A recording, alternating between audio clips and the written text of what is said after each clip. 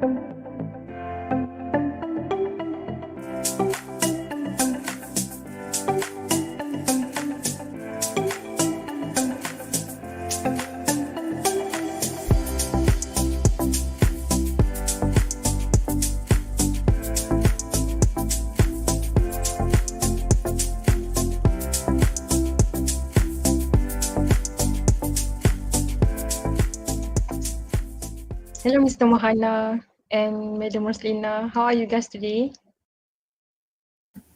Hi, good afternoon. I'm good. I'm just trying to set up my device here. So I'll be joining through my second device shortly. Yeah, just give me a second. Okay, sure, no problem. You can get started. I'm All okay. right. Okay.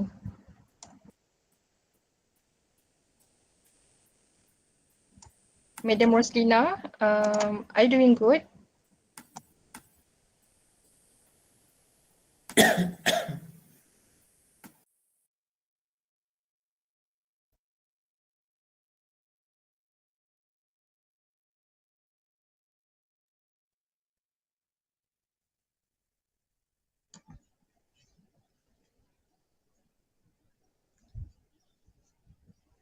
Can you hear me?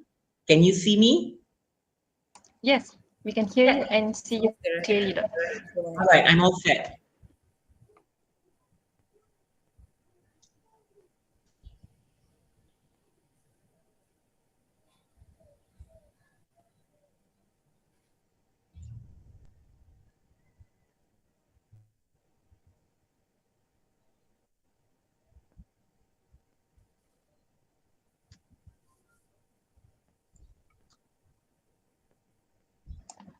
Okay, Madam Roslina, are you okay there? Alright. So far so good, but I don't Okay, think Alhamdulillah. the internet connections is. I think the internet connection is quite bad today. Okay, hopefully it will go smoothly today.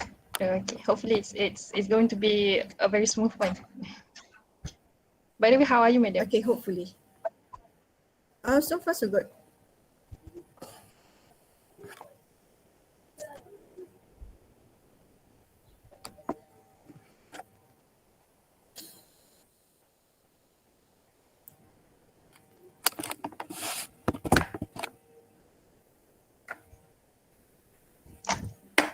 Ladies and gentlemen, we are about to begin our program soon.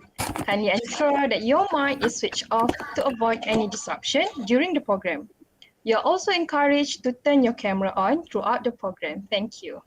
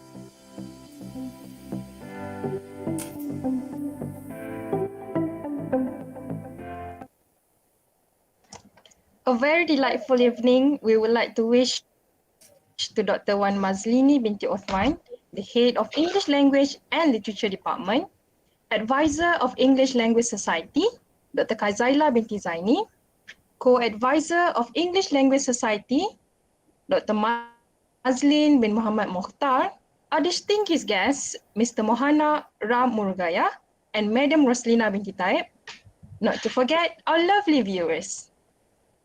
Ladies and gentlemen, we would like to welcome all of you to the Academic Enhancement Forum 2.0, How to Face the Real World of Teaching with the Rapid Development of Technology.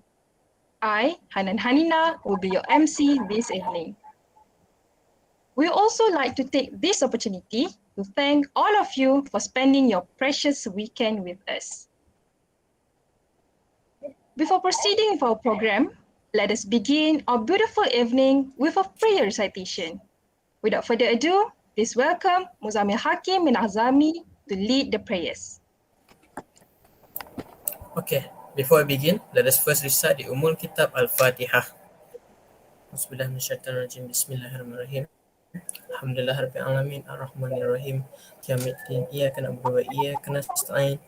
Siratal mustaqim. Siratal ladzina an'amta 'alaihim ghairil maghdubi 'alaihim waladdallin. Amin. Bismillahirrahmanirrahim. Alhamdulillahi Rabbil Alamin. Hamdan yuafi ni'amahu wa yukafi'u mazidah. Ya Rabbana lakal hamdu kama yanbaghi li jalali wajhikal karimi wa azimi sultanik. Ya Allah ya Rahim. Praise be to God, the Lord of the world. Peace and blessing be upon our Prophet Muhammad SAW and his companions, and for those who followed his example till the judgment day. Allahumma ya Allah, on this blessed evening, in conjunction with the Academic Enhancement Forum 2.0 program, we beseech Thee and are grateful towards You in favor of all the infinite blessings to us, Your humble servant, to live in safe and prosperous life. We seek Your blessings for a flawless progress of this event from the beginning till the end. We seek Your guidance to steer clear of any event that would be detrimental to the progress of this event. ربنا ظلمنا أنفسنا وإن لم تغفر لنا وترحمنا لنكونن من الخاسرين. ربنا آتنا في الدنيا حسنة وفي الآخرة حسنة وقنا عذاب النار. وصلى الله على سيدنا محمد وعلى آله وصحبه أجمعين والحمد لله رب العالمين. آمين يا رب العالمين. Thank you to Muzamil for leading the prayers recitation. It is our greatest hope that not only will our evening be showered with blessings, but also for the ceremony to run smoothly. Ladies and gentlemen, before we continue with this event, let us first sing the Cemerlang Bersama song.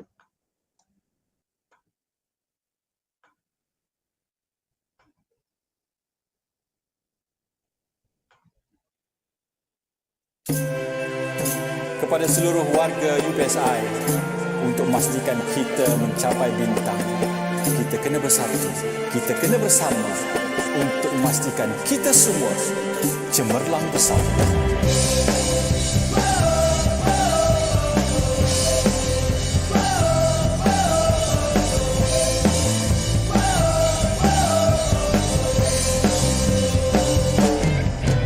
Saling menghargai, saling berbudi, sanjung tinggi tradisi. Akademik dan akhlak terpuji, seimbang dan gembira. Engkau dan aku, langkah berpadu, mewarna cipta yang sama. Genggamlah tanganku, lakukanlah segera.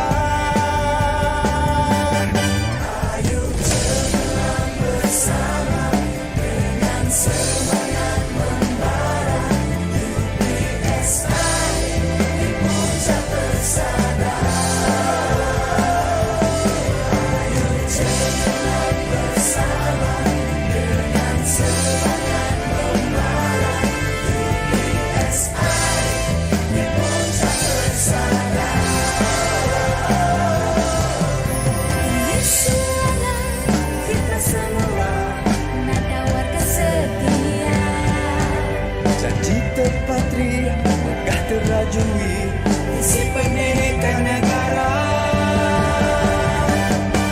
Ayo cemerlang bersama dengan semangat membara. UPSI di puncak persada. Ayo cemerlang bersama dengan semangat membara.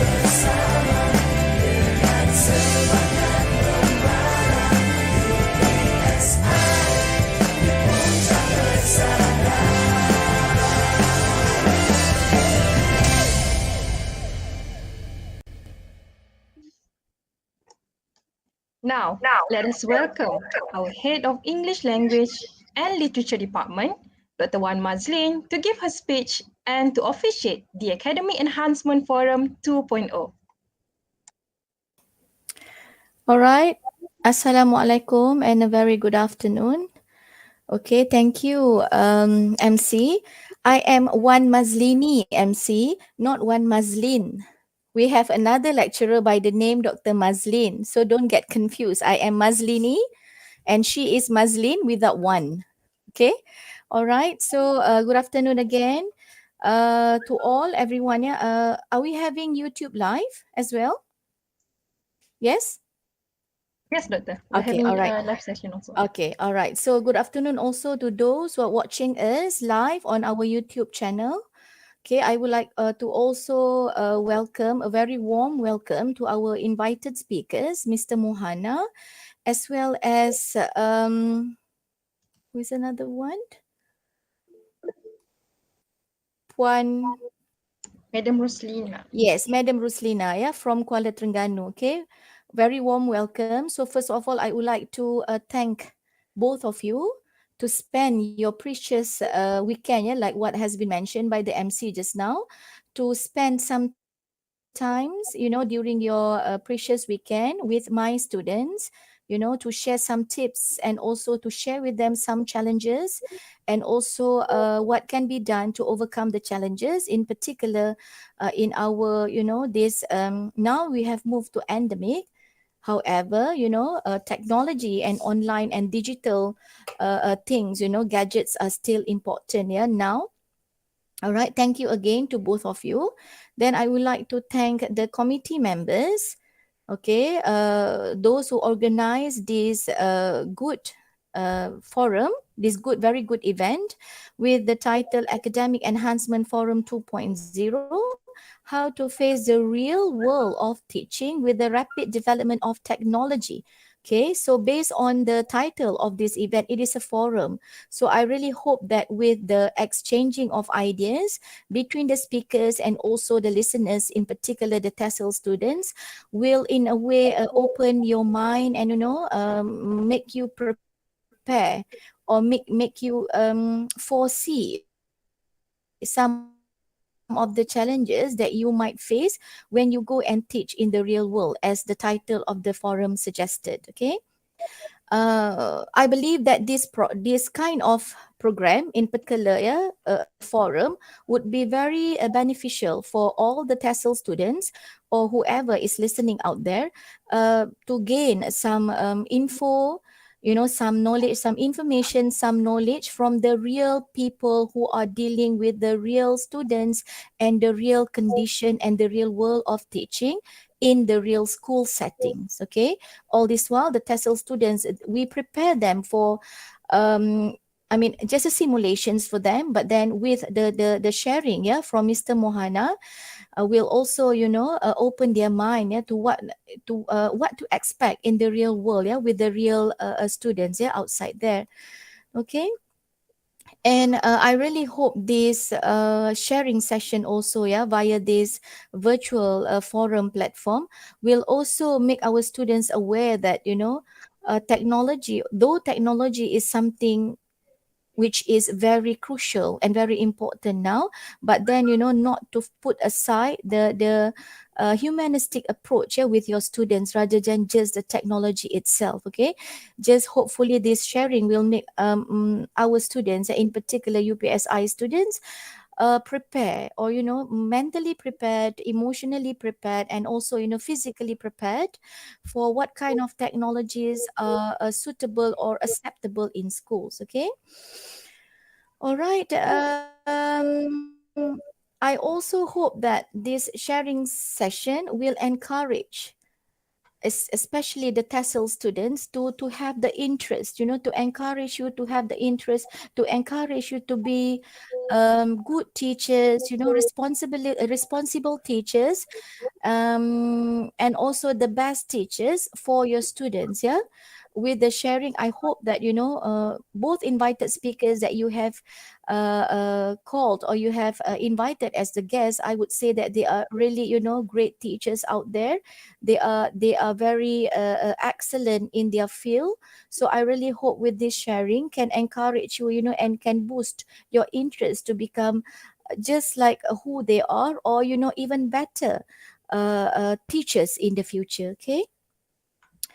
All right, and I also hope that most of you or all of you will take down some tips. Will jot down some tips given by both speakers, because it's not easy to get these excellent teachers to be sharing their experiences and also their knowledge, yeah, with you novice teachers. Okay, So I really hope you take down some notes, and then you apply the notes when you go out.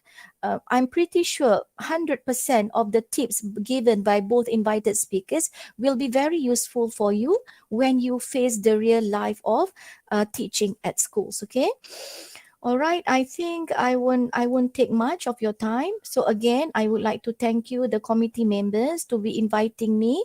And again, I would like to, sincerely thank both speakers to accept this invitation, to sacrifice your precious afternoon on Saturday in particular, to be sharing and to be giving some tips to my students, to UPSI students, in particular the TESOL students. All right, again. So with Bismillahirrahmanirrahim, I hereby officiate this event with the title Academic Advance Forum 2.0, How to Face the Real World of Teaching with the Rapid Development of Technology. Thank you very much. Thank you to Dr. Wan Mazlini. Before we continue to the next session, I would like to remind all of you to pay attention to the keywords that will be given during the program. There are 2 keywords in total. I repeat, there are 2 keywords in total. The keywords are for you to key in the attendance form link that will be given at the end of the program. Now, let us all. I am Juliet Mendy and I will be your moderator today. Thank you to our MC. All right, it is now the time to move on to our main agenda of today, which is the Academic Enhancement Forum 2.0. In this program, we will talk about how we, the future teachers, should face the world of teaching. Before we dig deeper into the topic, I would like to welcome our special guests, Madam Roslina Binti Taib and Mr. Mohana Ram Murugia. Thank you for taking the time to join us, and it is an absolute honor to have you in our program today.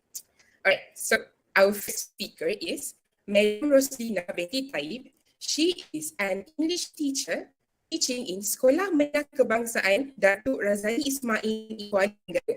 She is a degree holder in Bachelor of Arts, specializing in English and journalism writing. Throughout her 21 years of being an educator, she has earned the awards such as Excellent Service Awards in 2011 and also Principals Award. Her experience in conducting a talk with SP candidates at school levels is really incredible.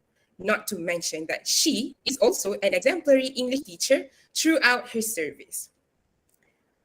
All right, Madam Roslina, would you like to say a few words to our audience today?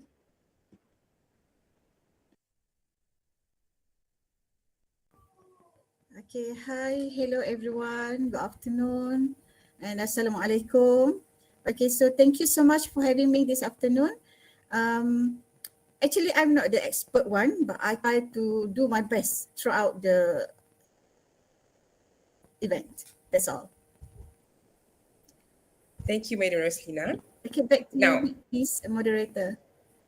all right. Now, we also have Mr. Mohana Ram Murugia with us today. He is an English language master teacher teaching at Methodist Girls Secondary School, Ipoh, Malaysia.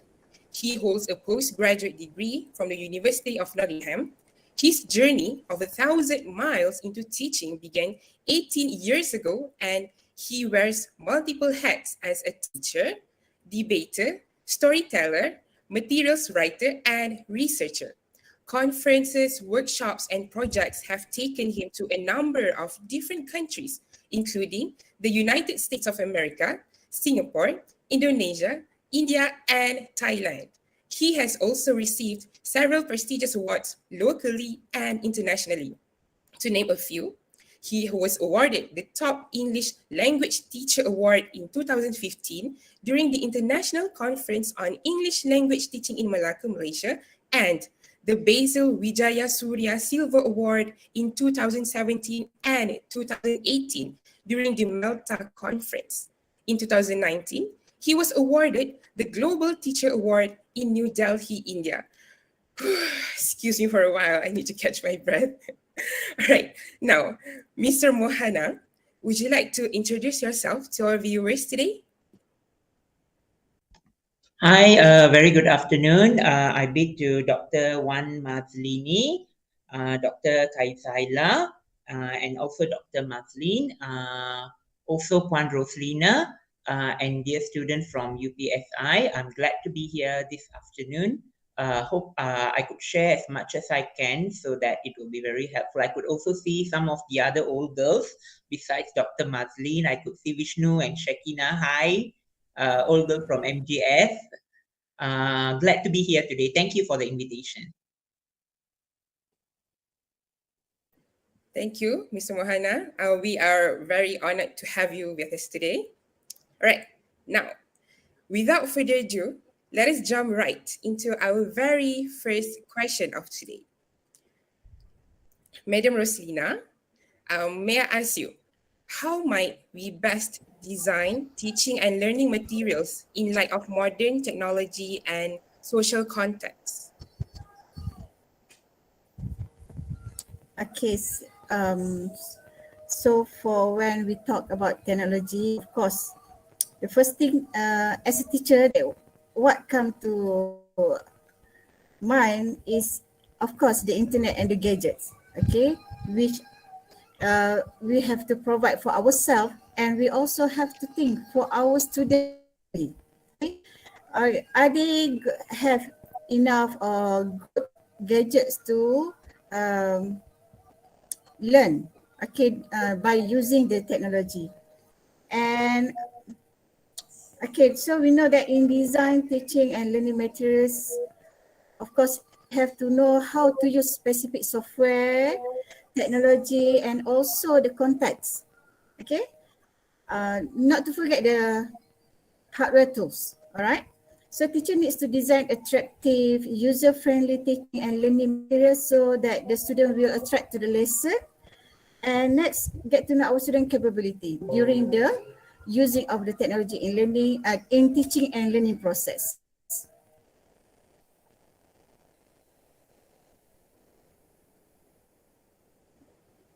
Yes, thank you so much for the very, very insightful answer, Madam Roslina. I do agree that technology should be aided in the classroom design teaching so that the students will be in par with our technology and advancement of today. All right, the next question, Mr. Mohana, do you think there are some teachers who are against technology in education? Okay. To respond to this, you see, teachers. I wouldn't say that teachers are against the use of technology in education, but I would put teachers in two categories. The one teachers of the current generation, like I would say, I consider myself as the younger generation because I am a very technology savvy person. I did my first degree at University Utara Malaysia, majoring in English language teaching and also minoring in information technology. So I'm a very technology savvy person. But I would say people before my generation, who were the typewriter generations, I would say, who were not exposed to the use of technology earlier, it's not a rejection, but I would say there's a fear among this group of teachers, and they are mostly seniors, and they are most of these teachers who I have come across. They are like above 50 years old, but I wouldn't say all of them are like that. There are a lot of teachers who are very senior teachers who put in a lot of effort to actually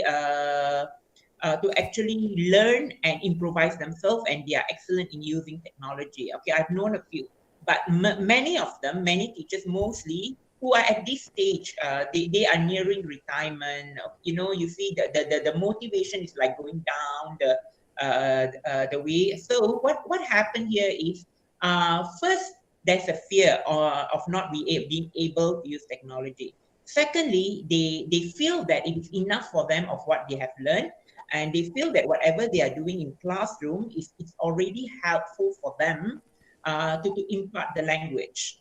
okay, to impart the language knowledge among students. Okay, so I wouldn't say teachers are against, okay, I wouldn't say there are teachers are against in general. I do not know whether there are studies being done about this. But for me, I would say there's a fear, and the rejection comes because the fear that they do not know how to use the technology. There are teachers who still do not know how to go about Microsoft Word itself, for example. You see, that's when the fear comes in. But when you talk about 21st century teaching and learning, okay, when we talk about 21st century teaching and learning, 21st century teaching and learning is not all about technology alone. Technology is just part of it. And so this group of teachers who I have like trained them, when I see them, they probably may not be able to embrace the technology, but all the other methodologies, other theories that is related to teaching, they could actually implement that. You see, so if you ask me, do teachers are against the use of technology? I won't say they are totally against. If there is that, it could be very minuscule number of teachers. And there's one more thing that I need to raise up here. If you say against technology in education, it is not probably they are against technology. Probably they are against the system. We could say, because we could see in schools, in rural schools, we have to acknowledge the fact that not all Malaysians are all Malaysian schools are fully equipped with technology. I would say out of 100%, only 2 to 3% of Malaysian schools which are fully technologically savvy. We do not have, in Malaysia, we do not have classroom where when teacher walks into the classroom, there is already a laptop and with a high Wi-Fi connection for them, prepared for them to just start off with their lesson. No, we do not have those kind of technology yet in classroom. And probably these teachers feel that, that there is a rejection among these teachers because there's so much you need to spend on it. You see, getting gadgets, getting internet. Some schools, some teachers, they go extra length. They subscribe to high speed Wi-Fi, the portable Wi-Fi, just to get technology into their classroom. So probably among young teachers, they are very used to it, so they want to use this technology in classroom. But when you talk about senior teachers, when you go about senior teachers, this takes extra effort, which is very tiring. Learning, relearning and unlearning and relearning, the process of it is very, for some of them, it might be very tiring. Okay, provided if I feel that if these teachers who shows rejections towards the use of technology, if they are given proper training, if proper facilities are prepared for them, I think there won't be any rejections, or as you say, there won't be any word as like against technology in education among them. So I think I've answered your question. Yeah. Okay. Yes, Mr. Mohana, very much so. Yeah, I also think that this the type of traditional teachers, they are set in their ways of teaching. So they're not exactly rejecting the technology, but they are taking so much more effort than the later generation of teachers to deal with technology and advancement. Madam Roslina, would you like to weigh in on this? Do you think there are some teachers who are against technology in education? Okay, against the technology, we cannot deny this situation actually. In the real world, okay, in the real situation, there are few of teachers, they don't want to use any technology in their teaching process. Okay, there are few reasons. Okay, one of them is they are scared to the gadgets, to the technology. Okay, and then the next one might be they are lacking of knowledge. Okay, lacking computer literacy constitute a major impediment in this regard. Okay, even we know technology can help in teaching and learning process better, but they still don't want to use the technology. Okay, I think for me myself, I believe, okay, they do not prepare for the lesson. Okay, so of course when we use technology in our teaching and learning process, we need to prepare everything. Okay, the materials, okay, the gadget, whatsoever, and then we have to make sure that the technology works well to the students and also to the teacher. Okay. So even they know, okay, technology can help them a lot in but they still against the technology in the educational. Okay, so I hope the teachers might open their mind to use technology in future, hopefully. Thank you for the very fruitful answer, Madam Roslina. Yeah, teachers versus technology has been an ongoing battle ever since, especially ever since the pandemic started because of the online teaching, right? Now, let's Yes. move on to our next question. Madam Roslina, when we talk about implementing technology, it comes with increased costs financially and intellectually. So, can we be fluent in technology purveyors without spending too much? Do you think it's possible? Okay, so honestly for me, of course, we need money in everything, right? Okay, so in to equip our students, the teachers and the school, of course, we need money, right? We need tools. Okay, we need good or strong coverage, and also some expertise who can develop maybe the software, a suitable software in educational, and of course, the gadget itself costs too much money. Okay, the laptop, the phone, the mobile phone, the smartphone. Okay, the internet coverage. Okay, actually the teacher need to equip themselves first before the students. Okay, maybe the laptop. Okay, the tripod. Okay, the speaker, the mic.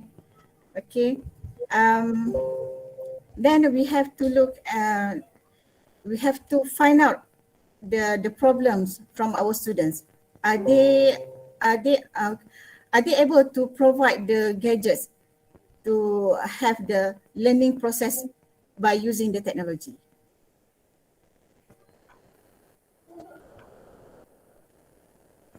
Okay, not all Yes. students can afford the gadgets. It was happened in my school.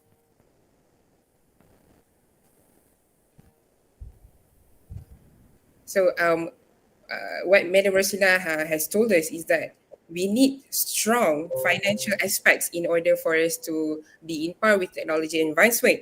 And it is some of the downsides of implementing technology in education, if not the only downside that we have. And providing gadgets for each student has become a challenge for Malaysians. Right. How about Mr. Mohana? What do you think about implementing technology? Can we implement technology in education without spending too much? Okay, so if you see right now as a teacher, right in front of me, I have 3 laptops. Okay, the one I'm using and another two for me to do some other work. Okay, this is what I have been doing since the start of the pandemic. Okay, so as a teacher, if I were to implement an impactful lesson via online, a handphone alone is not enough in my opinion, because I need to prepare the materials. I need to look at the tools that I use online. Like I use quite a number of tools, but the tools that I use are mostly free because I am using the MOE website, MOE ID. You know the Ministry of Education. They have given us ID, the MOE ID for teachers to use the Google Classroom. So when you use this Google Classroom ID, teachers get free access to online websites or online tools that are educational tools. For example, Edpuzzle. Okay, you get a free access to Edpuzzle or free access to another one, Quizzes. Okay, the limited access that you get when you use an ordinary Gmail account, it is standard if you use an MOE account. That's the perk you get when you use an MOE ID. But in terms of tools like gadgets, like a webcam, a laptop, okay, all these tools, it comes with a cost. Okay, it comes with a cost. And for students, if you want to get for students as learners, and if you talk about during the pandemic, it became a necessity. So for a student, the only thing they probably need is would be a device, okay, a device for them to access, a device which can help them to access to Google Meet, all the online tools that the teacher's going to give them, and together with that, with a strong Wi-Fi connection.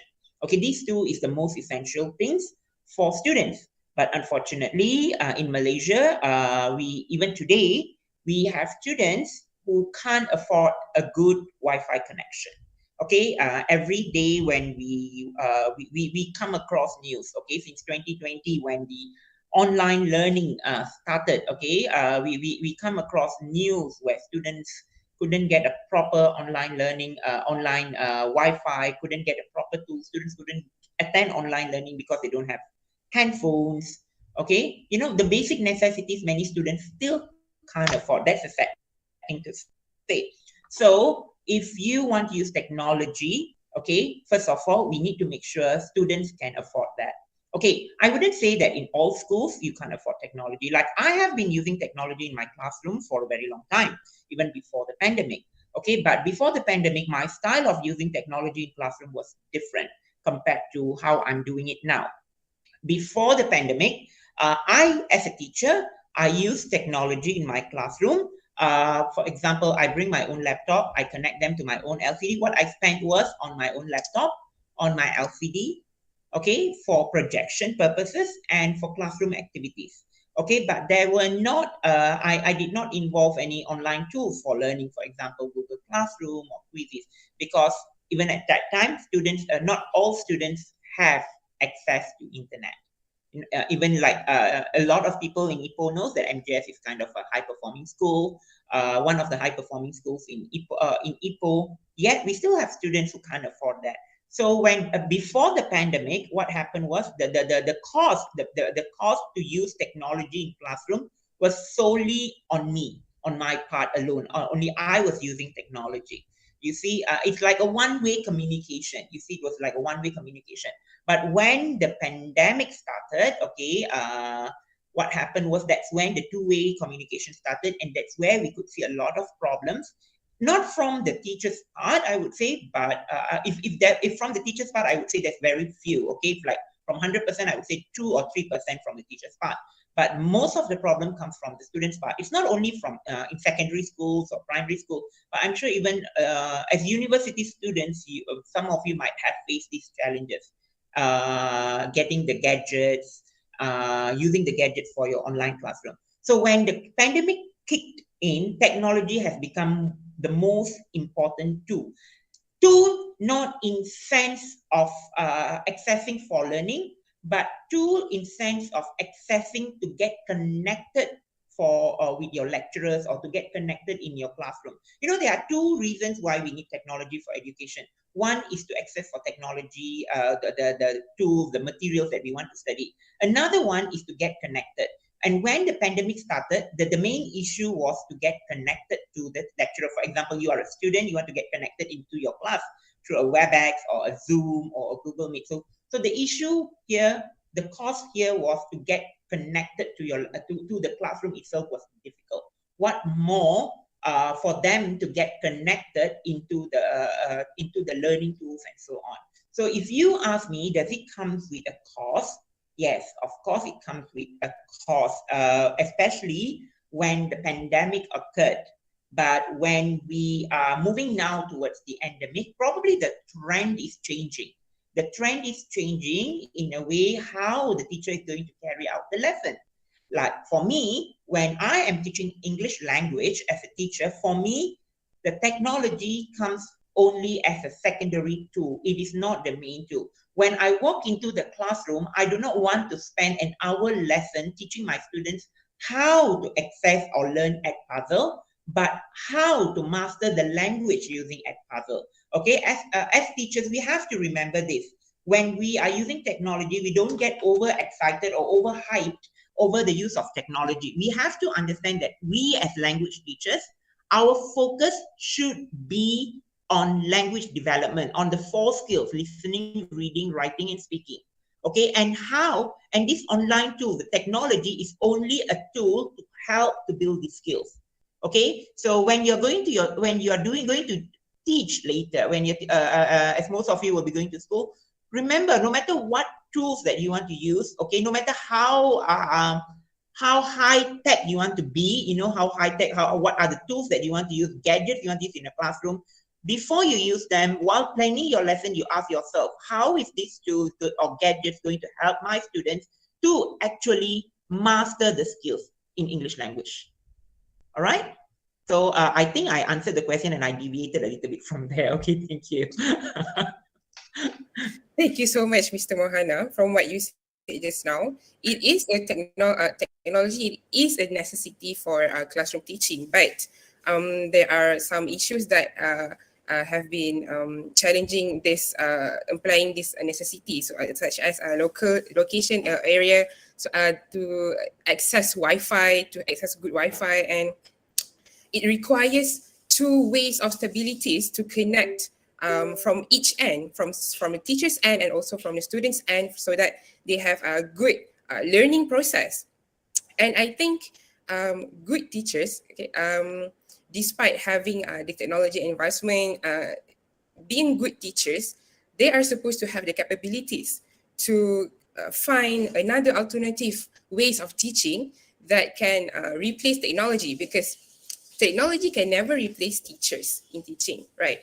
So, all right, moving on to our next question. Madam Roslina,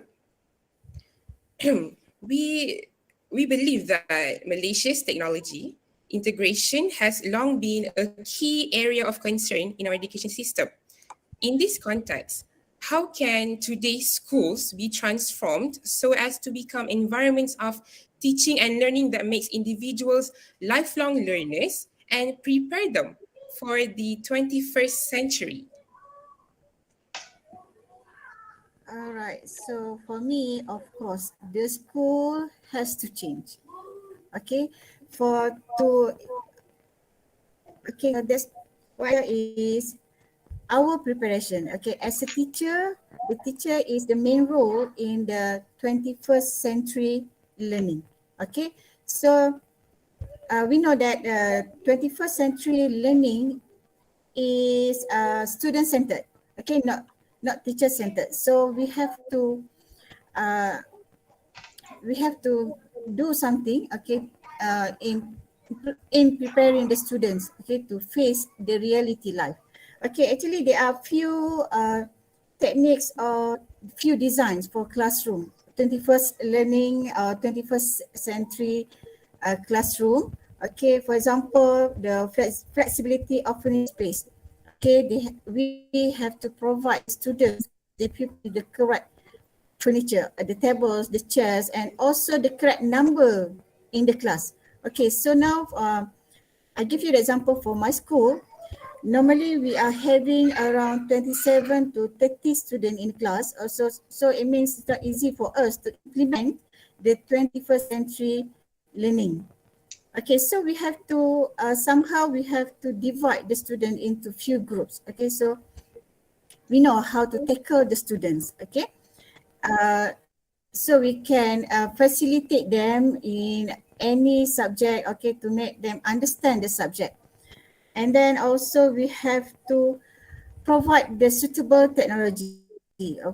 For example, in the class, we can use the smart board, okay? So the student can interact to the questions straight away, okay? And then also the Wi-Fi, the internet coverage, okay? We can use tablet in the class, okay? We just assign them the task and they can have a discussion together with their friends in a group. Okay, and then of course we have to inspire them. Okay, we have to inspire the students when we want to implementing the 21st century learning. Okay, we try to provide the students to succeed in the new world and then to grow in the confidence to practice all the skills, especially in English. As Mr. Mohanan said, we are focusing on reading, speaking, listening, and writing. Of course, we have to come up with a few techniques. Okay, few techniques where the techniques will attract the students to join the class. Okay. Okay, thank you so much for your answer, Madam Roslina. And according to Madam Roslina, it is important for schools to prepare adequate facilities for students in order to facilitate them in effective learning. And this is important so that they can embark in the real world with complete knowledge and skills. Yeah. How about Mr. Mohana? Would you like to weigh in on this? In this technology, in this context of Malaysia's technology integration that has been a real concern in our education system. What can today's schools be transformed so as to become environments of teaching and learning that makes individuals lifelong learners and prepare them for the 21st century? Okay. First of all, to understand 21st century teaching and learning, we need to understand that when it comes to 21st century teaching and learning, it is not all about technology. As I said earlier, technology is just part of it. Okay, part of it. You need to have the technology, the knowledge of using technology, knowledge on technology to move into to move as a 21st century generation. But what's most important here is the skills, the 21st century skills that are important, which is collaboration, communication, creative thinking, and critical thinking. These are the most important elements of 21st century learning that we need to impart in our classrooms. Okay, and when talking about in context of language learning, okay, in context of language learning, how schools should transform, as like what Puan Roslina said. Yes, the schools need to transform in a way that it promotes the learning of 21st century skills, which is not only limited to classroom arrangements. Okay, it needs to be learner centered. Okay, overall, it needs the classroom arrangement comes into the fraction of learner centered as well. Okay, it goes into learner centered, being learner centered. And what is learner centered? Learner centered, first, how much students do in the classroom. It's not how much the teachers do in the classroom anymore. It's about how much the students do in the classroom from the beginning of the lesson until the end of the lesson. Meaning to say, I'm sure all of you have been exposed to communicative language teaching, right? The communicative language teaching methodology. That is very much in our current curriculum. Actually, this communicative language teaching CLT, it has been in our system, in our curriculum since KBSR days, since the 1980s. It's just that the implementation is somehow it went wrong, and the whole system turned into teaching for exam. But now we are putting it back into alignment, where the teaching of English language teaching, the curriculum has been realigned to the CEFR, okay, which is a Common European Framework for Languages, okay, and which so much aligned with the communicative language teaching method. So in a 21st century classroom, what a teacher needs to do, okay, as teachers, technology, as I said, can be part of it. But honestly, I'm telling you, when you, if you are expecting when you go to school to have schools like everything provided for you so that you can, what I would say, easily, or the use of technology is going to be a breeze for you, I would say it's a no. You see, when I use technology in my classroom, it is really hazardous, okay, because my class, well, previously, not now, I would say like 5 years ago, even before the pandemic, my classroom, we didn't have LCDs in the classroom. We didn't have televisions in the classroom. You know, there's practically nothing connected to technology was in the classroom. So when I want to use a laptop, just a laptop to show up, do a PowerPoint presentation in my classroom, this is reality, yeah? And it is still happening. It's still going to happen for the next 10 years. So all of you have to get ready to brace it. Okay, so when I walk into my classroom, you know, I have to bring my laptop on one side, and then I have to carry my LCD on another side, and then I have to put all my worksheets, everything in my backpack and put in my backpack together with the extension wire and everything.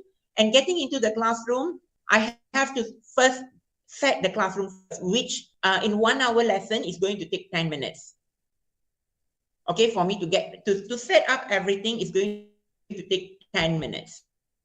It's going to take 10 minutes, and after the 10 minutes, when I start with the lesson, I will be like, panting.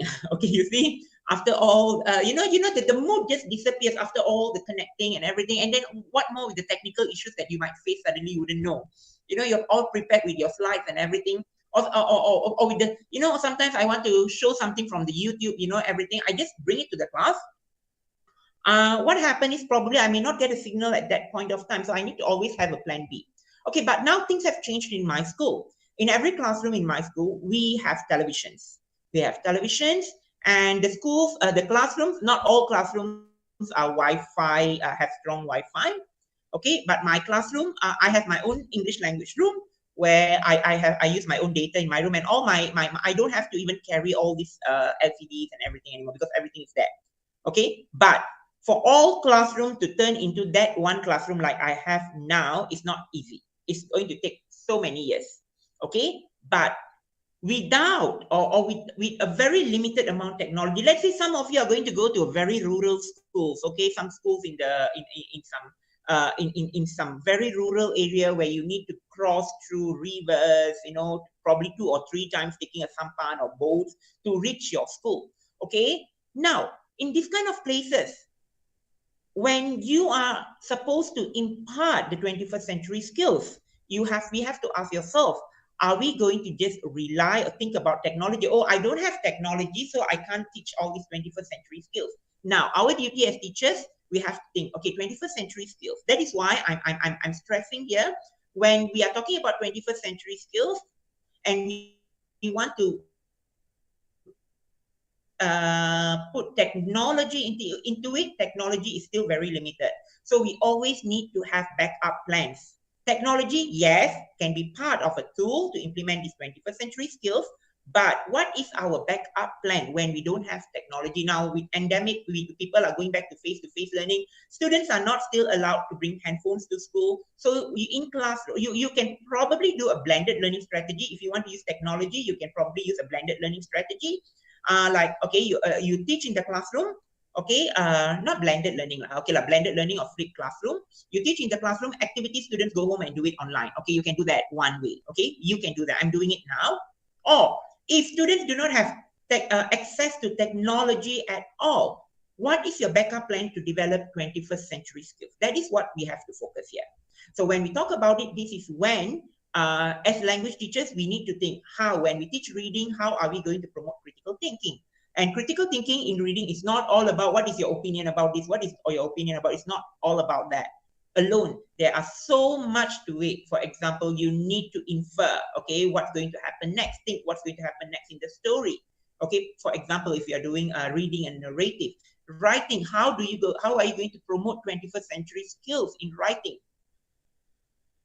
Okay, how are you going to promote 21st century skill when you're teaching speaking and listening? Okay, so we technology aside, when we go into the classroom, we need to think of a way, classroom activities, how are we going to promote these 21st century skills, collaborating, communicating among students in order for them to become a marketable human capital when they leave schools, when they leave university. That is an issue. That is why the Ministry of Education has come up with the Education Roadmap 2013 to 2025, where the English language curriculum has realigned. Why our Malaysian graduates before this were not marketable? Because their language proficiency, lacking in language proficiency. So this language proficiency needs to be built. And you need to build this language proficiency using these 21st century skills. Okay, in classroom, do pair work, group work, project-based learning. Okay, project-based learning. All these promotes 21st century skills. Project-based learning, you throw them a problem. They come up with a solution and present it to the teachers, to the other students from other classes. All these skills help to build the 21st century skill, which is much needed in today's world. Okay. Thank you so much for the very insightful answer, Mr. Mohana. I agree that we also need to include the 4 elements in order to create all-round marketable skills for the students to embark in the real world. And it is true that technology should only act as the secondary tool in in effective teaching and learning, because 21st century should not only rely on technology like what Mr. Mohana said just now, so that the quality of being a human being in 21st century should also be an all-round skills. Yeah, allow me to add on. Yes. When I say secondary, technology is secondary only when it concerns English language learning, yeah? Yeah. When it concerns English language learning. Technology is the in thing in 21st century. Technology is the in thing in 21st century. But we as language teachers, we use that as a tool to promote the language. Yes. Right? Okay, Julia. Thank I'm you. sure the viewers also understood what Mr. Mohana tried to say just now. All right. Now, ladies and gentlemen, before we dive into more questions, I'm going to announce the first keyword of the day. The keyword is advance. Let me spell it out for you. ADVANCE. I'll repeat. The keyword is advance. ADVANCE. I hope the viewers already got that. Now, the Q&A Google document has been sent in the YouTube live chat box. Please leave your questions in the Google document that has been provided. Thank you for your cooperation. We will be getting into the Q&A session later. Now, getting back to our session, the next question that we have today, Madam Roslina, what do you think about this? Should Malaysia's classroom infrastructure include wireless technologies, remotely accessible switches and routers, and more importantly, collaboration tools to create an intelligent environment for our students? Okay, to create intelligent environment for students. I believe that we have to, I believe that Malaysia classroom should be well equipped with all those.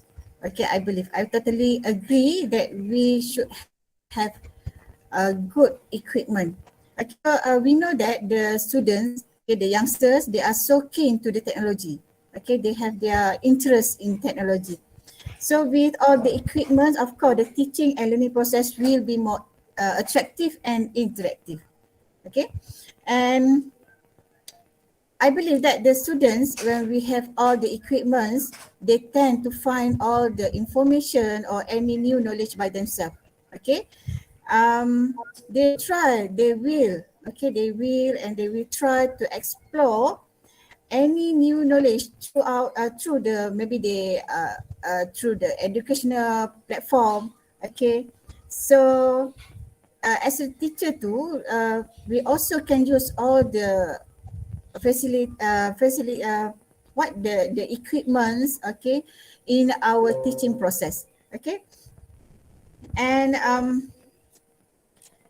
we may also be able to use different programs, okay, educational platform or website where we can find any sources for our students and for the teacher. And then by this way, we can make learning of boring or difficult subject to be more understandable and more fun, I think. Okay, so of course the wireless technology, the remotely accessible switches and routers must be implemented in the school.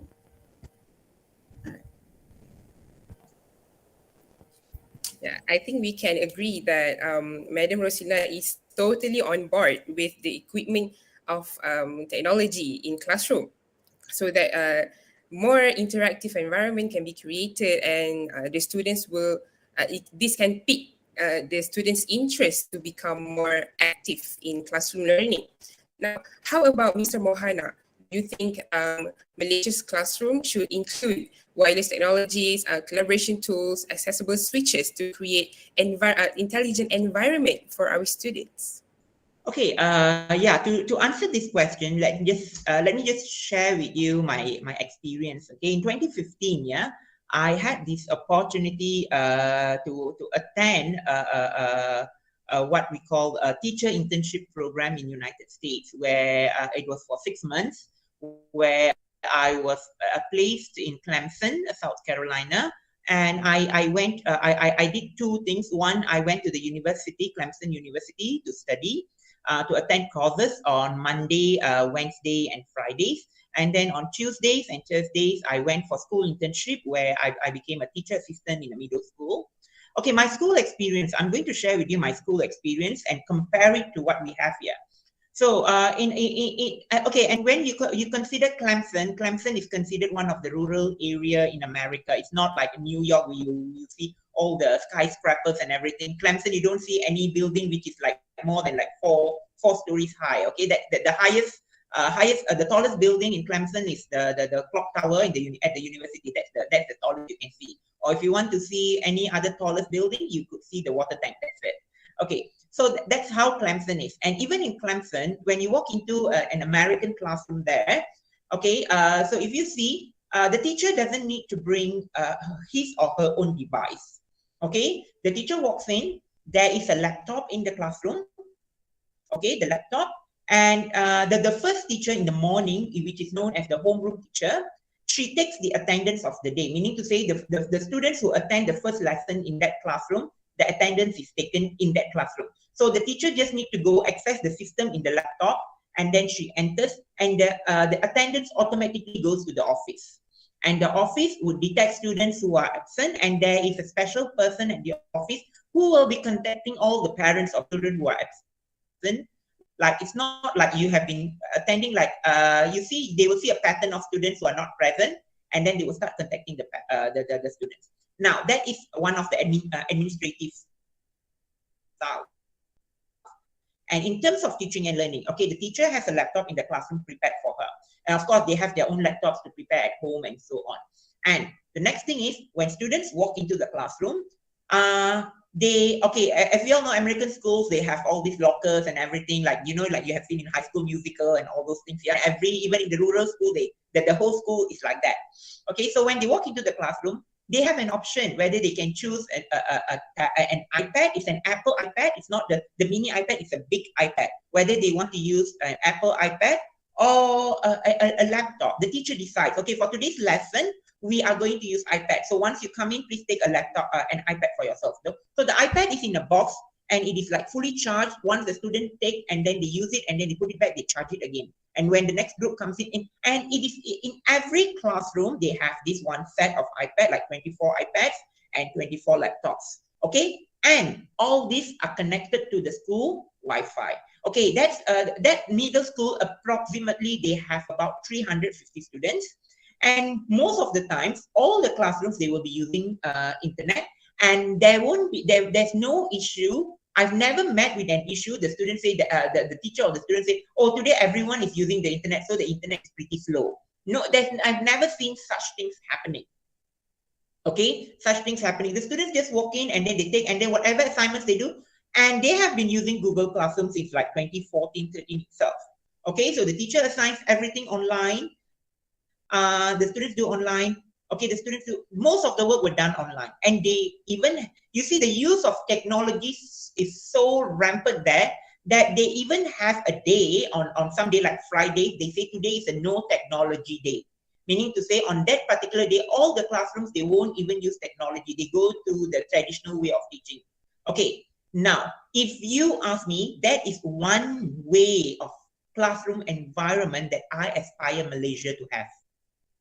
That is one way of classroom that, I'm dreaming of a day when I walk into the classroom. I don't have to worry about the internet connection. I can use my students can use laptop effortlessly. So so to answer to your question would be definitely a yes. Okay, yes, we can implement the 21st century skills without technology or with a very limited use of technology. But if we are provided with whatever an example that I've given to you, if the thing that I'm dreaming for Malaysia is made a reality, okay, I think our students would be able to do better than what they are doing now.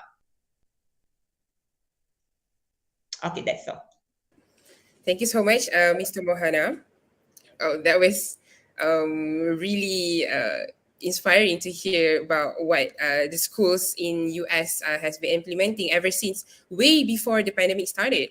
So yeah, I also wish that Malaysia would be almost be in par with the schools in US. All right. Now, for our next question, Madam Roslina, as an educator with extensive experience, what do you think is the best approach through technology needed by teachers to provide a learning experience to today's students? Okay. So for me as a teacher, first of all, I have to find out what my students can provide for themselves. Okay, whether they can provide themselves with laptop or just laptop or just smartphone. Okay, and then I try to figure out the suitable community platform for them. Okay, maybe Facebook, WhatsApp or Telegram, Twitter. Okay, so by this way, I think I can approach them. Okay, so for me myself, normally I prefer to use Telegram because it's cheaper.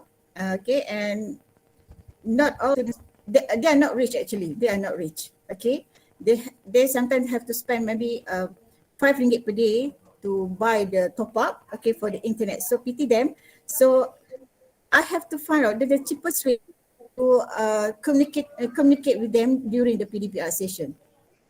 Okay, and then I also have to find out the suitable learning platform for them. Okay, for example, last time I had the quiz. Okay, the quiz or game-based learning platforms. Okay, where the sites allow the teachers to check for understanding without using a traditional method. Okay, and I also can check my students' performance through the quiz. Okay, we also have few more actually. The barcode whatsoever, they have to scan the barcode to get the questions. Okay, so they can learn anytime, anywhere. All right, by scan the barcode.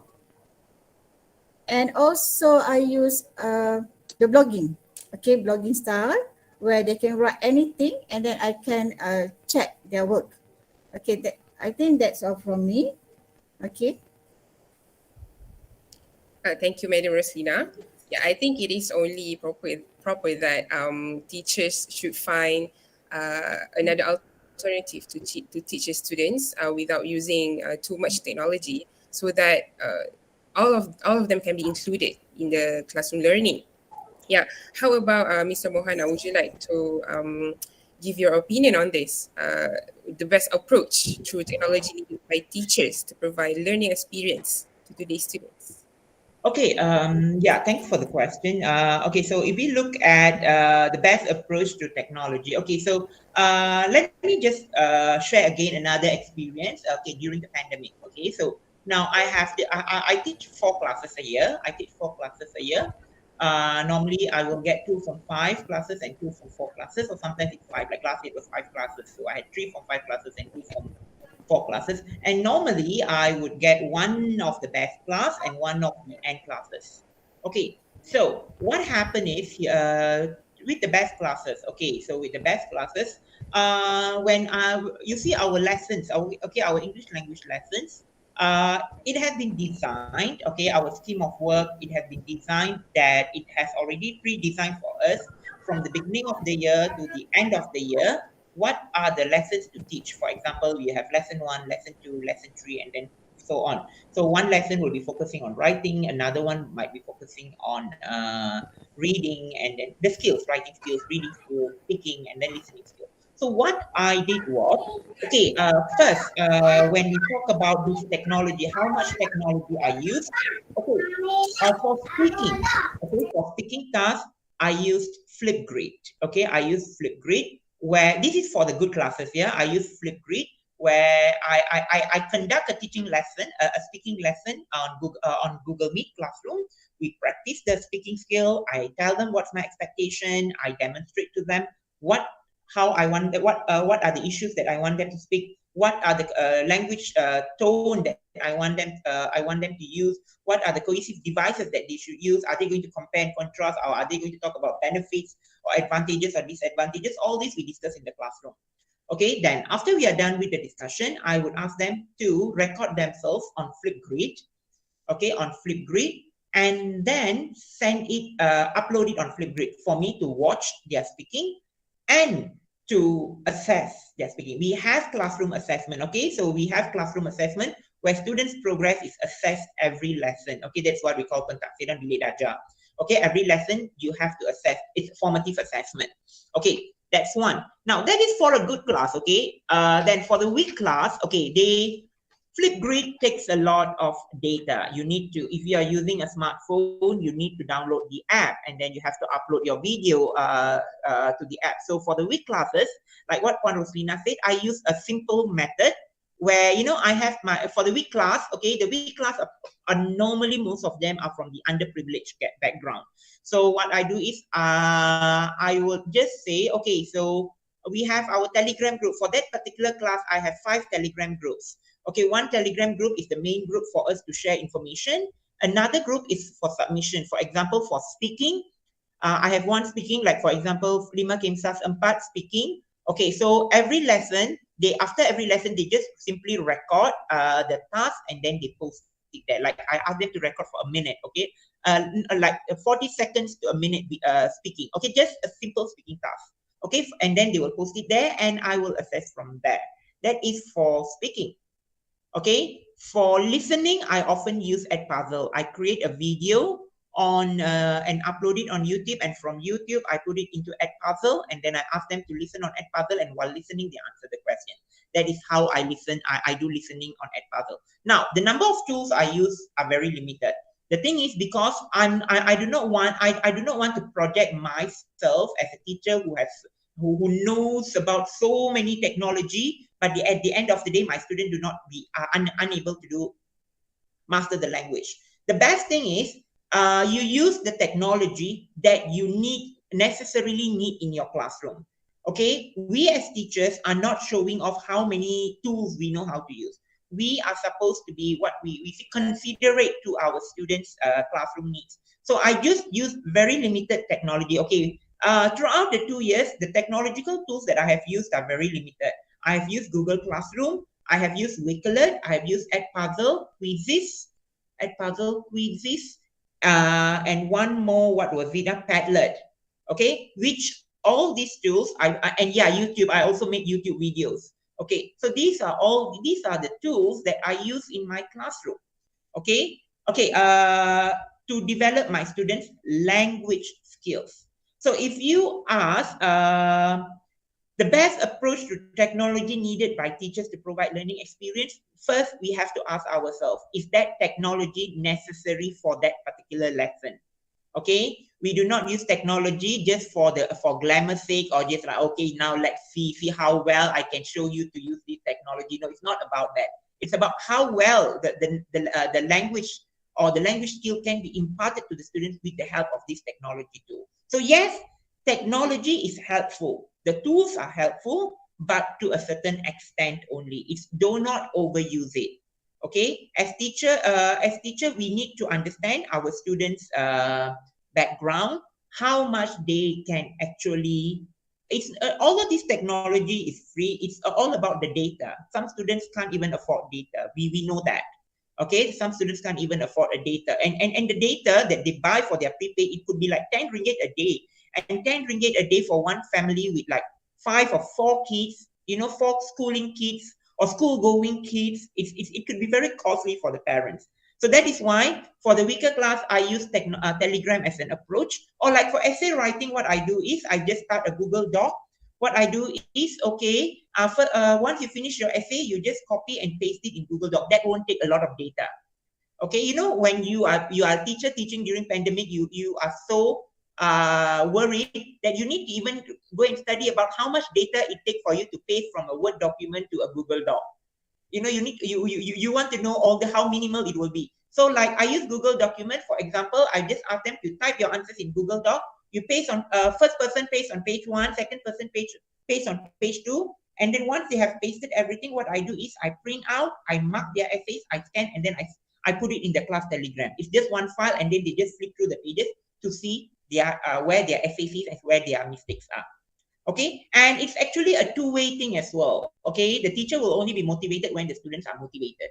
And we all have heard, even with the use of the best technology, some classroom there's no students will not attend. That's another issue that we may probably discuss on another day. All right, thank you. Thank you, Mr. Mohana. Yeah, I think it is important for the teachers to minimize their use of technology in effective teaching, so that because inclusivity is important for effective classroom teaching. Yeah, so I agree with what Mr. Mohana said just now. Now, moving on to our next question. Madam Roslina, what do you think about this? Various approaches have been taken in driving the best level of education in the country, but is the technological approach appropriate to the level of ability of students in Malaysia?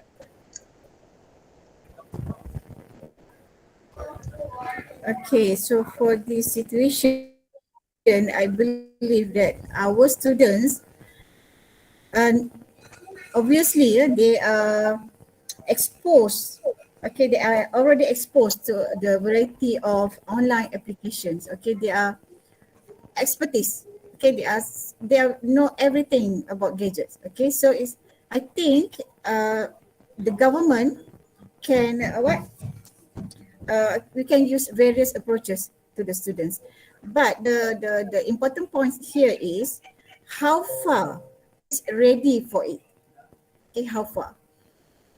Okay, because we have the situation here where the teacher is not ready for the technology. Okay, where the teacher is not prepared for the technology. Okay, so how they can teach, how they can use the technology to teaching process. Okay, so here there are big challenge for teachers actually. Okay, there are big challenge for teachers actually, and so far the government has implemented many courses, many classes for teachers, especially using technology in teaching process. Okay.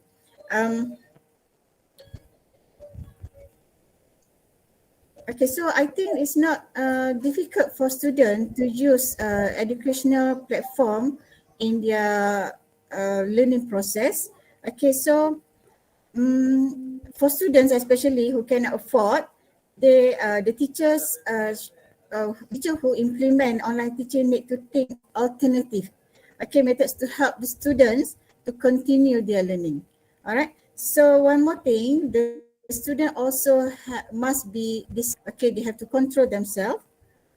Okay, if they are not interested or they are so lazy, of course, e-learning we fail to we fail. Okay, so I think um, if the government insists to use technology in teaching and learning process, I agree. Because, but the important point is the teachers, okay? Provide the teachers with the technology skills. That's all. Okay, thank you, Madam Roslina. So, what Madam Roslina said just now, that it is important to elevate the education system using technology, but are we ready for that? Because we also need to be on track with the level of teaching that the teachers have in Malaysia. And it is more important to create a more engaging classroom teaching rather than having the only focusing on technological approach. Yeah. How about Mr. Mohana? Do you think is it the best level of education? Is it on par with the level of ability of students in Malaysia? Yeah, can you repeat the question again, please? The question is various approaches have been taken in technological approach. Various approaches have been taken in driving the best level of education in the country. But is the technological approach appropriate to the level of ability of students in Malaysia? Okay. First of all, if we are talking about the level of ability of students in Malaysia, and I'm sure most students in Malaysia, they are technologically adept or savvy. Okay, I would say that they are very technologically definitely savvy. But in terms of learning, okay, so if you want to bring technological approach into learning for students who are already technologically savvy, it would be one of the best approach. But it cannot be the only approach. That is my concern. Okay, technological approach can be one of the approaches, okay, but it cannot be the only approach. Because yes, technology, as I said, is one of the tools. It helps in. It is essential. The technological skill is essential for the 21st century learners. Okay, but when it comes to classroom learning, it's not that one thing alone, but you need to take into consideration all the other approaches too. So that is why I would love to have technology fully implemented in the classroom, but not as the only approach. But it is one of the approaches for teaching and learning. Yeah, that's it. So we circle back to the technology as the secondary tool in language learning. So because they aid in education, but the real thing, the real matter is that we should focus on the skills that we have to develop in students. All right. Now, I am going to announce the second keyword of the day. You need to remember these keywords for attendance purposes. The keyword is breakthrough. Let me spell it out for you. BREAKTHROUGH. Breakthrough. Okay, let me repeat. The keyword is breakthrough. BREAKTHROUGH.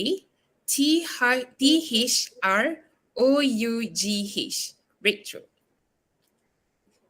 Right now, I would like to express my gratitude by saying thank you to Mr. Mohana and Madam Rosina for sharing your insights. As someone who has many doubts regarding our topic for today, I assure you that your input today has tremendously helped all of us to shift our perspective toward the new phase of technology, of education for the better. Now, ladies and gentlemen, it is time for the Q&A session. Leave your questions in the document if you have any, and we will have a 2-minute break.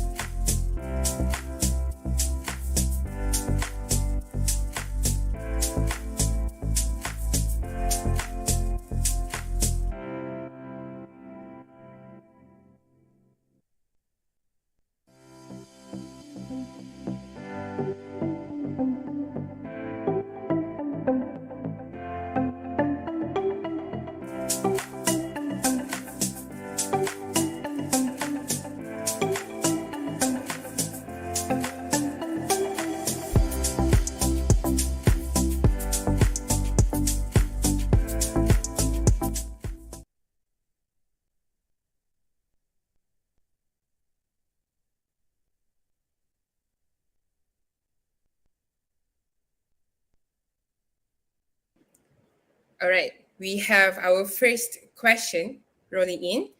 Mr. Mohana and Madam Roslina, are you ready? Mr. Mohana and Madam Roslina, are you ready?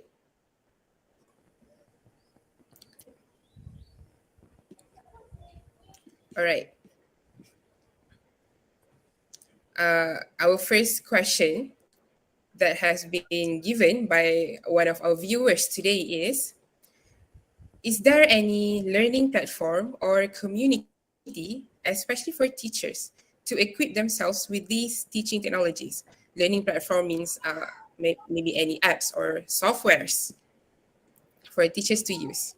Mr. Mohana, would you like to answer this? If you are asking learning apps or tools to help teachers to teach well in classroom, okay, there are a lot. There's actually plenty of them online. Okay, a few that I use for teaching and learning. I would say, as I said earlier, I use Flipgrid, I use Padlet, and then I use Flipgrid, Padlet, Puzzle, the most common ones that I use. And for classroom assessment or quizzes, I use Quizzes. And I also use what we call Google Classroom a lot. Okay, Google Document, Google Forms, and Google Forms, you can create quiz and so on.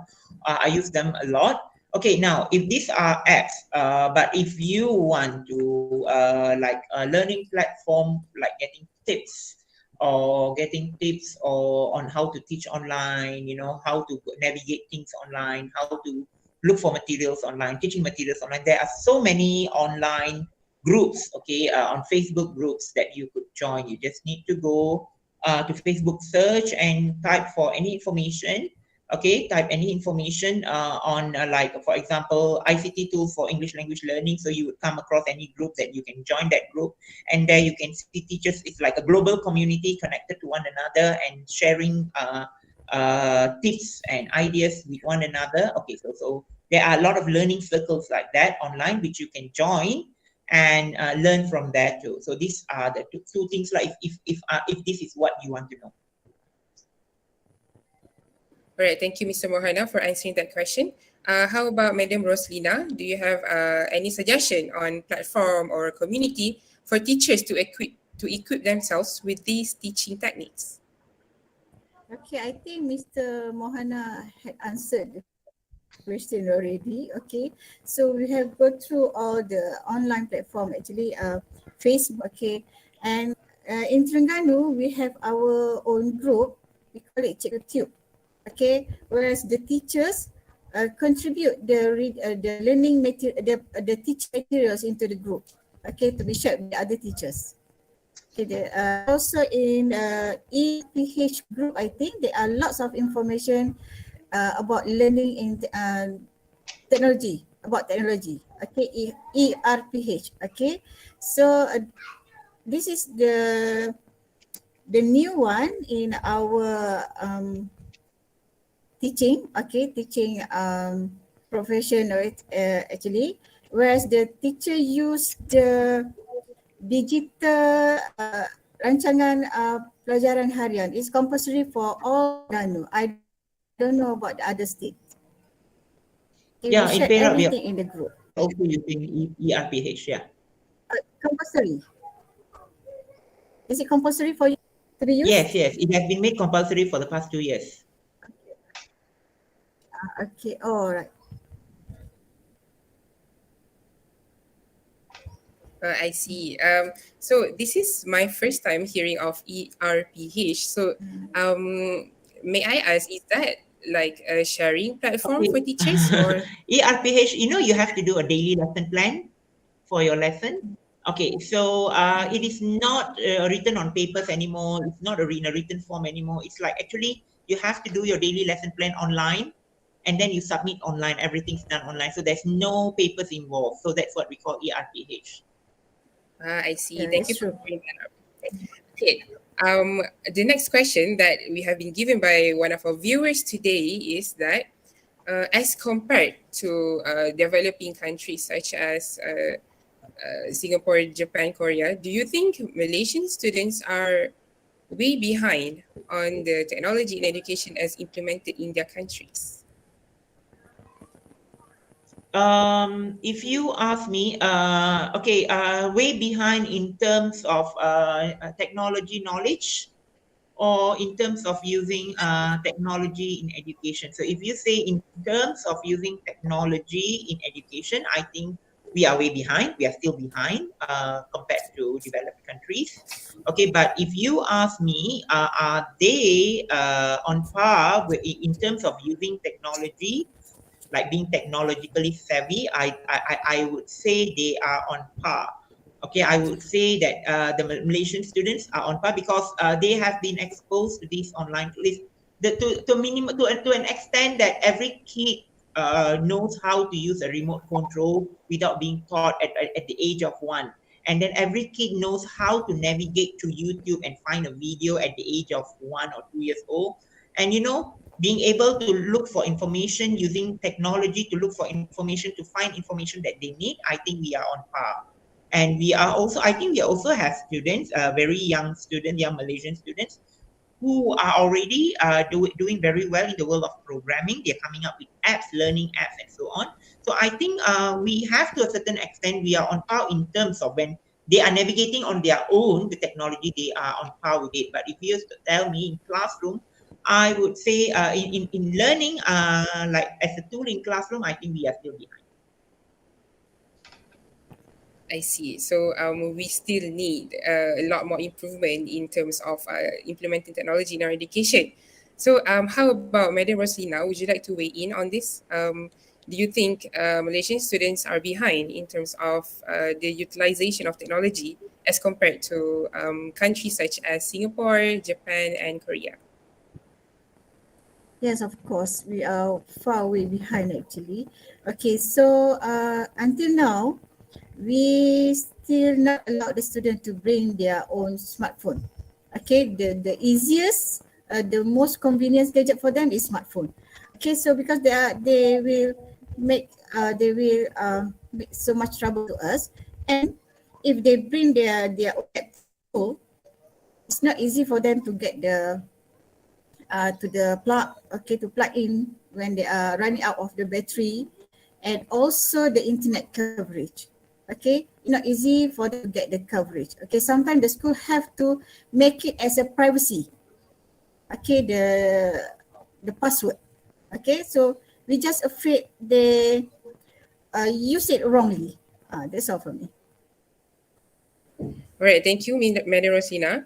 I have a follow-up question based on that question just now. You said that Malaysia has not yet implemented the bringing of their own mobile phone to the school. What do you think is stopping the government from implementing this, from banishing this rule in schools? What is stopping them from, bringing their own mobile phone? Do you want me to answer that? Yes, sure. Okay. I do not know what would be the issue with allowing students bringing gadgets to school. Like in my school, it may not be a problem. In my school, it may not be a problem. But I have taught in 2 different schools. Okay, right now I'm teaching in Methodist Girls' School Ipoh. Prior to coming to Methodist Girls' School Ipoh, in 9 years I was in Bintulu, Sarawak. Okay, I was in one of the biggest school in Sarawak, 4,000 students. Okay, and in each class there are like 35 to 45 students. Sorry, not 40, 35. There's no classes with 30 students there. It's like 40 to 45 students per class, and it's one of the very big schools.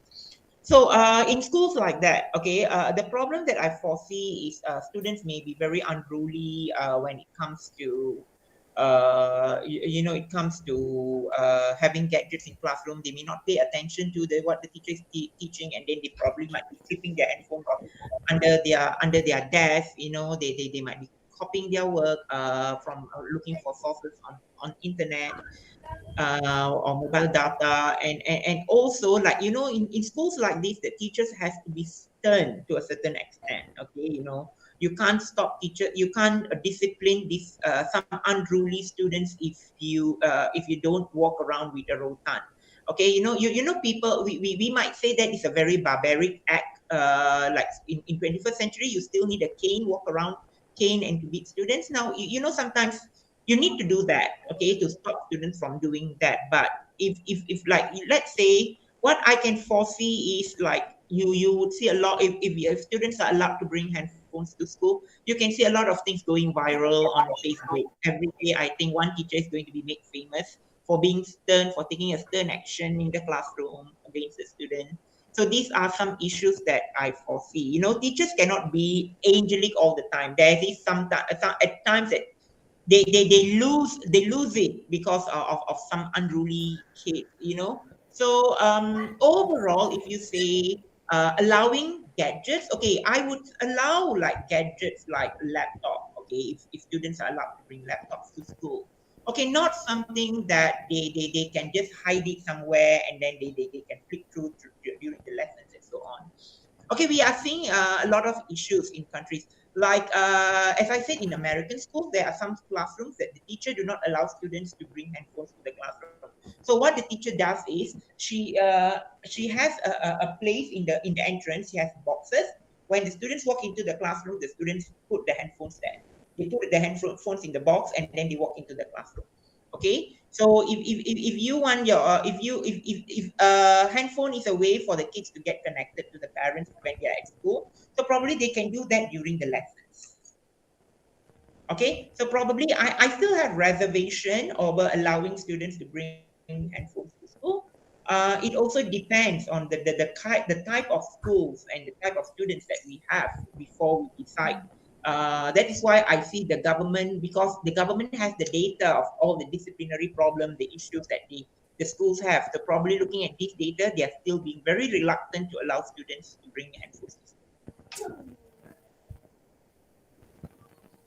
Okay, thank you, Mr. Mohana. So what Mr. Mohana said just now is that by allowing the students to bring mobile phones to school, it might be a distraction for them during the classroom teaching, and also they might take part in this viral era, making the things to go viral, and that might be a contribution to a disciplinary issues in school. So how about Madam Rosina? What do you think? Why do you think the schools still disallow students to bring their own gadgets to school, especially mobile phones? All right. For me, maybe the school have to come up with the rules and regulation. Okay, maybe there's some appropriate gadgets the students can bring to school. Last time in Terengganu, if I'm not mistaken, maybe 7 or 8 years ago, the government gave the students a very small laptop, okay, where they can use the class. Okay, and the laptop itself, the content itself, just about the I think the lesson or more to textbook. Okay, digital textbook. It's very convenient, but it just for primary students only. Okay, for primary students. Okay, so maybe we have to figure out what is the suitable gadget to bring to. Okay, with the rules and regulation. And of course, the school have to be strict to the students.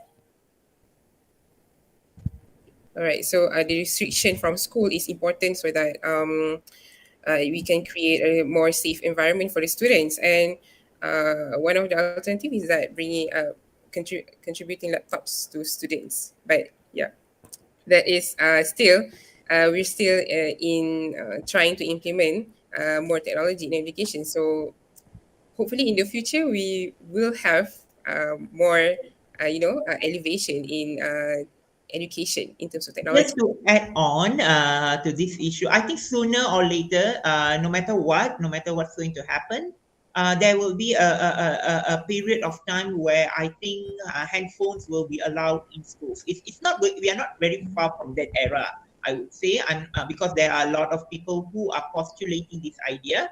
So we are not very far from this era. Probably in another few years' time, we can see students bringing handphone to school. Oh yeah, another issue that why the government is still reluctant to allow, not government, the MOE is still reluctant to allow handphones in school is the fear of it being, being subjected for theft. You see, not everyone can afford. That a handphone is still a luxury item in Malaysia. Okay, some students may have the latest iPhone. Some students still using Samsung. The idea of it being stolen by somebody, that is also another issue that the ministry is looking at. But we are not very far because smartphones nowadays are very affordable. So we are not very far from that. It may be sooner or later. In within this 5 years time, I think handphones would be allowed in schools. I see. Thank you for that, Mr. Mohana. Okay, our next question from our viewers today is, what do you think of digital handouts or notes or worksheets given to students via online or on cloud, especially during pandemic? Are they replaceable? And is it as effective as having those materials printed where students have the full access to those material? It is. Is it it is saying that is it better to have ink on paper or should be given in digital form? What do you think, Madam Roslina? What is your opinion on Okay, for me, okay, I think okay, by that way we can cut the cost. Okay, we can cut the cost, but we have to think, or we have to aware of our student. For those who can afford to print it down, to print it out, of course they can print out. But what happened to those who can afford to buy the printer? Okay, and also to download the materials. That's the main concern of teachers. I see. So it is more cost effective for them to use more digital form Yes. instead of the printed materials. Okay. How about Mr. Mohana? What do you think? Do you think it is better to have digital form of material or printed materials? Okay, as for me, either ways, okay, I'm okay with either ways. Be it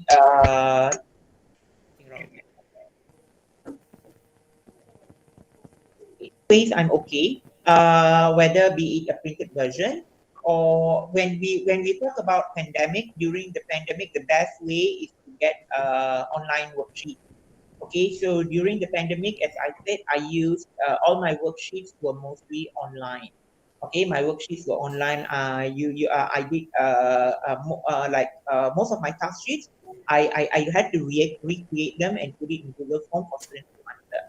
One thing about using online live worksheets online is that one student go through one by one. You just need to click on the check the answers. Like on Google platform, everything will be checked and you can see the student's final score very very fast, very effective. But if you're going to the manual way, like getting a paper and asking the students to do it in a paper, you have to check it one by one. It is time consuming in that way. But when you look at online, preparing the task sheet online takes a lot of time. So either way, whether you're preparing a worksheet on paper or you're doing it online, there is a consumption of time. Okay, that is why for me, either ways are okay. But still, during the pandemic, yes, I did a lot of online learning, online tools. But now that we have moved to endemic phase, I prefer to maintain the online tools weak to a certain extent. So meaning to say I'm doing a blended learning approach, okay, where some parts of learning takes place in the classroom and that learning is extended through online worksheets. Meaning to say whatever task sheets that I prepare for the last 2 years, it's not going to be there like being safe and sound forever there. I'm going to use them again in a blended approach. So with that, I have classroom worksheets as well and online worksheets as well.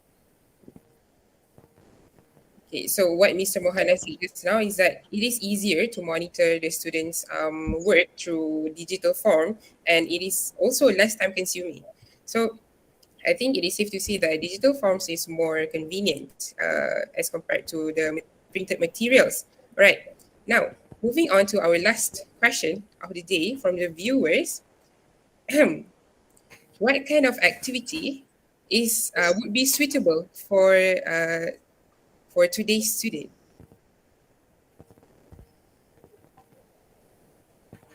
Madam Rosina, would you like to suggest any activity that are suitable for today's student? You mean okay, so of course in English, okay, by using technology, it's make our task easier. Okay, especially for the listening task. Okay, so actually they can post the audio or the video to watch, and then the student can listen to the audio or watch the video a few times to get the point or to get the content, okay, before they answer the question, right? And for reading, maybe the teacher can post the reading materials or the questions, okay, and then the student can answer the question by using Google Form. All right, okay. All right, thank you, Madam Rosina. So using online platform are more suitable for today's student. So how about Mr. Mohana? Do you have any suggestion on activities that would be suitable for today's student, especially in language learning? Are you asking me, Julia? Yes, Mr. Mohana. Okay, sorry, I was disconnected just now. All right. Okay. So talking about activities for students learning in the 21st century. Okay, I'm not going to point out one single activity, but I would rather go for something that is interactive. Okay, something that is interactive when there's a classroom learning is going on. It should be an interactive classroom activities need to take place, meaning to say there is like a pair work, group work, students walking around the class, doing something. It cannot be a lesson where the teacher, if it's a 60 minutes lesson, the teacher is standing there in front and just feeding information to the students until the lesson ends. Okay, activities like, for example, listening activities. There are so many different types of activities. For example, listening activities, how to make listening activities interactive, like putting two students standing, you give one student the listening script, another one giving them a question paper to answer, ask them to stand facing the other side, one facing this side, another one facing this side, and this person read the script, and while the person is reading the script, the other person try to listen and answer the question. That is an interactive activity, listening. Meaning to say they are facing opposite directions. So when they are facing opposite directions, these students' voice will be projected there, and the student standing here needs to pay extra attention. Okay, and when you do it in a classroom with 30 students, the distraction is there will be so many students doing it. Okay, and with all that distraction, this student need to pay particular attention to the friend, what the friend is reading to answer the question. Okay, this is one interactive activity for listening that you can do.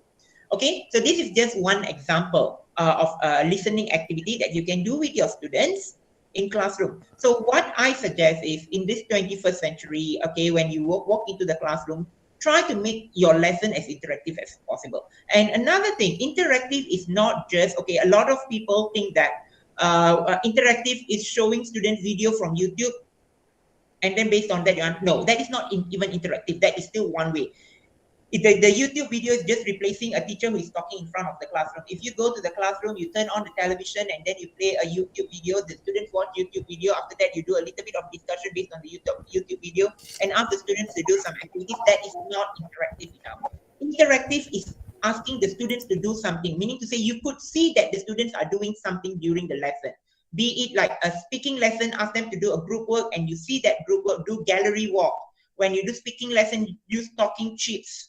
all these tools that you have, you can use. And if you need more information on this tool, you can always visit my blog. Okay, you can visit my blog. I've shared a number of lessons on how I navigate my classroom lessons and so on. You can visit my blog and you can explore that. I will just type my blog in the chat box. Yeah. Okay, that's all. Thank you, Julia. Thank you so much, Mr. Mohana. So from what Mr. Mohana said just now, it is important for the classroom to be more interactive and to expect responses from both ends, from the students and from the teachers, so that we can create a more effective learning environment. And this just mere discussion on a YouTube video would not be adequate for an effective learning for the students. All right. Now, okay, in the chat box, we have the blog site of Mr. Mohana, englishvibes.blogspot.com. So the viewers can visit that site for you to find out more about Mr. Mohana's tips and his, what from the content of his blog. All right. Thank you, Mr. Mohana, for sharing that. Okay. I would like to say thank you to Madam Roslina and Mr. Mohana for the answers that have been provided. I'm sure that the viewers has gained a lot of knowledge, a lot of new knowledge from the answers given just now. That is the end of our Q&A session for this program, which also marks the end of our session with our speakers today. But do not leave just yet, because we will be sending out a Google form to fill in your attendance. So now, unfortunately, this form has come to an end. I will pass the floor back to the MC. Back to you, Miss Hanan Hanina. Thank you, Julia, and both of our guests. That was a very interesting and very great session, and we hope that everyone has learned something new and are highly motivated to face any challenges, especially when dealing with the emergence of advanced teaching technology. Ladies and gentlemen, that concludes the Academic Enhancement Forum 2.0. Once again, we would like to thank Mr. Mohana and Madam Roslina for spending their precious time with us today. Dear audience, please be informed that the attendance form link will now be posted on the live chat box. The form will only be open for 10 minutes after the program is over. As a reminder, please make sure that your information, as well as the keywords mentioned before, are keyed in correctly. I repeat, the attendance form will only be open for 10 minutes after the program is over. So before we reach the end of our program, we would like everyone in the Google Meet to turn on their cameras for a photo session that will be led by the PDI team. PDI team, the floor is yours. All right, everyone. So now we will be having the photo session. So everyone, please turn on your camera. You can adjust the tudung. Okay. Okay, once again, everyone, please turn on your camera. Okay, I will be taking two pictures, a formal picture and an informal picture. All right, so everyone ready? Formal picture. In 3, 2, 1, cheese. All right, so next is informal picture. So you can do any pose, you can do thumbs up, you can do peace. So all right, so in 3, 2, 1, smile.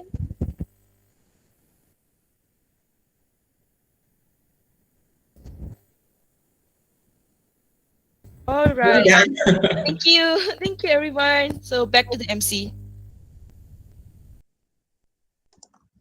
Thank you everyone for your good cooperation. So that's the end of the Academic Enhancement Forum 2.0. Thank you so much to everyone who has joined us for today throughout this event. For any inconvenient cause, we humbly and deeply apologize. I, Hanan Hanina, will be signing off. Until we meet again. Bye-bye. See you. Thank you, Mr. Thank you, Mr. Mohana. Thank you, Thank you, Mr. Mr. Mohana. Mohana. Thank you, Mr. Mohana. Thank you, Madam Roslina. Bye. Okay, I'm logging out. Yeah, thank you. Madam Bye-bye. Roslina. Thank you. Bye. Thank you.